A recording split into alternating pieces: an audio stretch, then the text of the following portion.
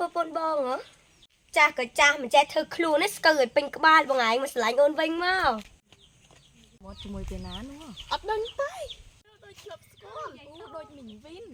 អីដូចមែនតើពាក្យសង្សារចាស់អត់បបានក្តៅដូចបាយពុះ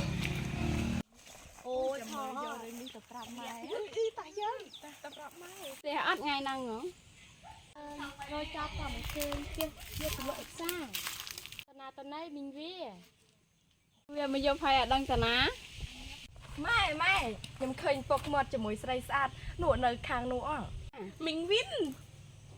មួយហ្នឹងមិនបានទេឃើញតែតែងខ្លួនរាល់តែថ្ងៃ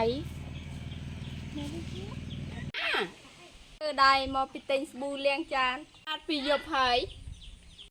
ឯងមកមាត់ជាមួយសង្សារចាស់ចានអីបងឆ្លាញ់អូនសឹងអីសង្សារចាស់មកប្រពន្ធដូចផ្លែកវាឲ្យវាឆ្លាញ់ខ្ញុំអត់អើយ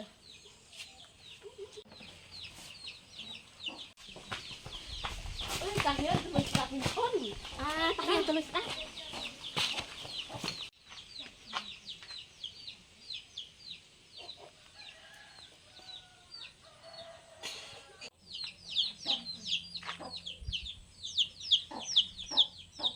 គេនិយាយរឿងអីណោះម៉ែពុកស្រីយើងឆ្នាំនេះពិតជាបានល្អណាស់រកបានថ្លៃហើយមកហើយគេតន្តាំងឲ្យយកហើយយើងពាក់វ៉ែនតាម្ដងឃើញវ៉ែនតានឹងស្អាត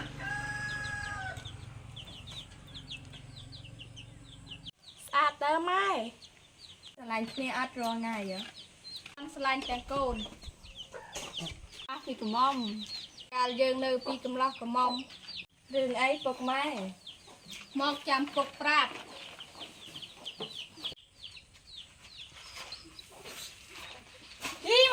មកពីណាណាអ្នកស្រុកនេះចង់ទៅដឹងរឿងអញ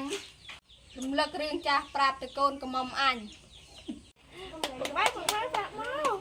ប្រកូនស្លាញ់ម៉ែណាស់តាមពីកំឡោះតាមញ៉ែម៉ែរហូតអូយមើលពុកចេះអៀនទៀតបងតផឹកនឹងខ្ទមស្រែអូនតែរហូតឯងបានគោដល់ក្បាលនៅក្រោមខ្ទមបាត់អស់លក់ផងក្លែមផងមិនបាត់មិនហើយគោដល់ក្បាលបាត់អស់ដោយសារតែប្តីលួចគោដល់ក្បាលថាទៅចោលនៅណាតាមពិតប្តីខ្លួនឯងសោះ